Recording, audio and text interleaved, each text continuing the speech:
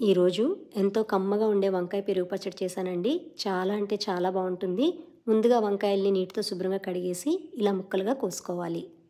మన పెరటిలో పెంచుకున్న వంకాయలు త్వరగా గింజ కట్టవండి. కాయ పెద్దగా అయినా సరే ఇలా లేతగా ఉంటాయి. కొద్దిగా పసుపు, ఉప్పు వేసిన నీటిలో వంకాయ ముక్కలు వేసుకొని ప్యాన్లో కొద్దిగా నూనె వేడి చేసి వంకాయ ముక్కలు, మీ కారంకి సరిపడా పచ్చిమిరపకాయలు, ఒక పెద్ద ఉల్లిపాయ ముక్కలు, చిన్న అల్లం ముక్క, కొద్దిగా పసుపు వేసి అంతా బాగా కలిసేలాగా కలుపుకొని మూత పెట్టి మగ్గించుకోవాలి. 5 నిమిషాలకి వంకాయ ముక్కలు, పచ్చిమిరపకాయలు ఇలా చక్కగా మగ్గిపోతాయండి. ఇప్పుడు కొద్దిగా కొత్తిమీర వేసి అంతా బాగా కలిసేలాగా కలుపుకొని స్టవ్ మీద నుంచి దించేసి పూర్తిగా వేడి చల్లారనివ్వాలి. ఇప్పుడు రోట్లో లేదా మిక్సీలో కొద్దిగా జీలకర్ర, మగ్గించి పెట్టుకున్న వంకాయ, పచ్చిమిర్చి, ఉల్లిపాయ, అల్లం ముక్కలు, మీ రుచికి తగ్గ ఉప్పు వేసి కచ్చాపచ్చాగా దంచుకోవాలి.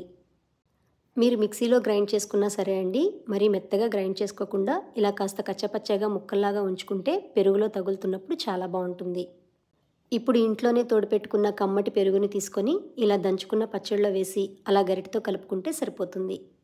మీకు పెరుగు పచ్చడి కొంచెం జారుగా కావాలి అంటే కనుక పెరుగులో కొన్ని నీళ్లు పోసుకొని కలుపుకోండి. మా ఇంట్లో అయితే ఇలా గట్టిగా ఉంటేనే ఇష్టంగా తింటాము. ఇలా కలుపుకున్న పెరుగు పచ్చడిని గిన్నెలోకి తీసుకొని చివరిగా కొద్దిగా నూనె వేడి చేసి ఆవాలు, జీలకర్ర, శనగపప్పు, ఎండుమిర్చి, కరివేపాకు వేసి పచ్చడిలో కలిపేస్తే సరిపోతుంది. ఇంతేనండి, చాలా సింపుల్గా కమ్మటి వంకాయ పెరుగు పచ్చడి రెడీ అయిపోయింది. మీరు కూడా ట్రై చేయండి.